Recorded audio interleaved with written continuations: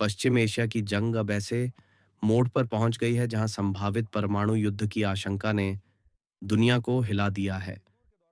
Iran और Israel के बीच चल रहे सैन्य टकराव के 7वें दिन खबरें आ रही हैं कि ईरान चीन की गुप्त तकनीकी मदद से परमाणु बम के अंतिम चरण में है और आने वाले 15 दिनों में वह बम तैयार कर सकता है। जंग के बीच परमाणु तैयारी की खबर सूत्रों के अनुसार ईरान ने अपनी यूरेनियम संवर्धन प्रक्रिया में तेजी लाई है और हाल के दिनों में भूमिगत साइटों पर उच्च स्तर की गतिविधि देखी गई है।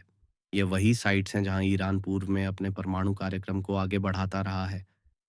चिंता की बात यह है कि इन गतिविधियों की निगरानी करने वाले अंतर्राष्ट्रीय निरीक्षकों को पिछले कुछ दिनों से इन जगहों पर पहुंच नहीं मिल रहा है। इससे आशंका और बढ़ गई है कि ईरान कुछ बड़ा छुपा रहा है। चीन की गुप्त तकनीकी मदद रक्षा विशेषज्ञों का मानना है कि ईरान को इस तेजी से परमाणु बम तैयार करने में अकेले सफलता नहीं मिल सकती। बीते दिनों मिली खुफिया रिपोर्टों के अनुसार चीन ने ईरान को कुछ ऐसी संवेदनशील तकनीक और उपकरण मुहैया कराए हैं जो यूरेनियम को हथियार ग्रेड स्तर तक ले जाने में सहायक हैं। बताया जा रहा है कि एक चीनी वैज्ञानिकों की टीम पिछले महीने गुपचुप तरीके से तेहरान पहुंची थी और वहां से नटांज और फोर्डो परमाणु संयंत्रों का तकनीकी निरीक्षण कर चुकी है। इजरायल ने दी परमाणु हमला रोकने की चेतावनी। ईरान की परमाणु बम की ओर बढ़ती कोशिशों के बीच इजरायल की प्रतिक्रिया बेहद सख्त है।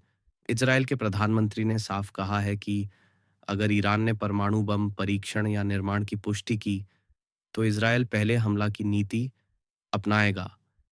तेल अवीव से जारी बयान में कहा गया है कि इजरायल कभी भी परमाणु हथियारों से खुद पर खतरा बनने नहीं देगा, चाहे इसके लिए किसी भी हद तक जाना पड़े। क्या वाकई 15 दिन में तैयार हो सकता है बम?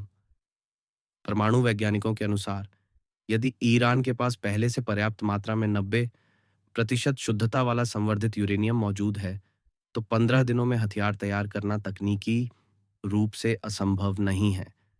पश्चिमी खुफिया एजेंसियों का मानना है कि ईरान ने पहले ही हथियार योग्य यूरेनियम की सीमा पार कर ली है और अब वह केवल डिजाइन और हथियारबंद प्रणाली पर काम कर रहा है।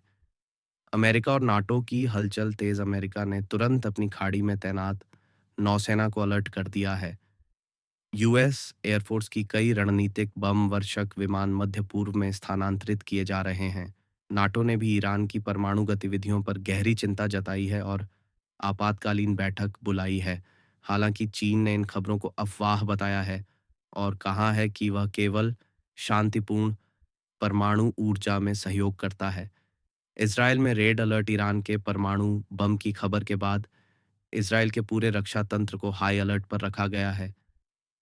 रक्षा बलों ने मिसाइल डिफेंस सिस्टम को सक्रिय कर दिया है और बंकर तैयार रखने के निर्देश दिए गए हैं।